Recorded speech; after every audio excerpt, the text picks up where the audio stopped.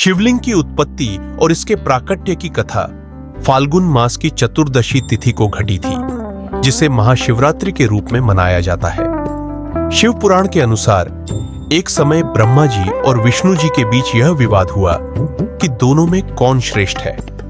यह घटना सृष्टि के प्रारंभिक काल में घटी, जब संसार का निर्माण प्रारंभिक चरण में था। फाल्गुन कृष्ण चतुर्दशी को ज्योतिर्लिंग प्रकट हुआ। जब दोनों के बीच विवाद बढ़ा, तभी आकाश से एक अद्भुत, दिव्य और अनंत प्रकाश स्तंभ ज्योतिर्लिंग प्रकट हुआ।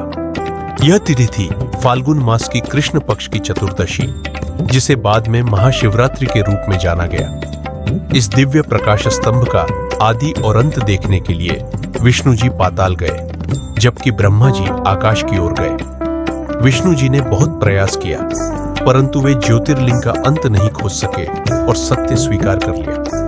ब्रह्मा जी भी इसके शिखर तक नहीं पहुंचे, लेकिन झूठ बोल दिया कि उन्होंने ऊपरी छोर देखा है और केतकी के फूल को साक्षी बना लिया। जब यह घटना घटी, तब समय मध्य रात्रि का था, इसलिए इस तिथि को महाशिवरात्रि कहा गया। भगवान शिव ज्योतिर्लिंग से प्रकट हुए और उन्होंने ब्रह्मा जी के झूठ से क्रोधित होकर उन्हें श्राप दिया कि उनकी पूजा संसार में नहीं होगी। इसके बाद भगवान शिव ने घोषणा की कि यह ज्योतिर्लिंग उनकी दिव्य उपस्थिति का प्रतीक है और इस दिन उनकी पूजा, व्रत और रात्रि जागरण करने से भक्तों को मोक्ष प्राप्त होगा।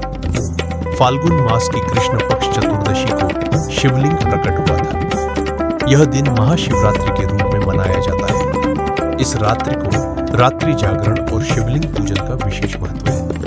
फाल्गुन कृष्ण चतुर्दशी को ही शिव पार्वती का विवाह हुआ था। यह माना जाता है इसी दिन कुंवारी कन्याएं शिव की भक्ति से मनचाहा फल पाती है। यही कारण है कि इस दिन शिव भक्त पूरी रात जागकर शिवलिंग की पूजा करते हैं।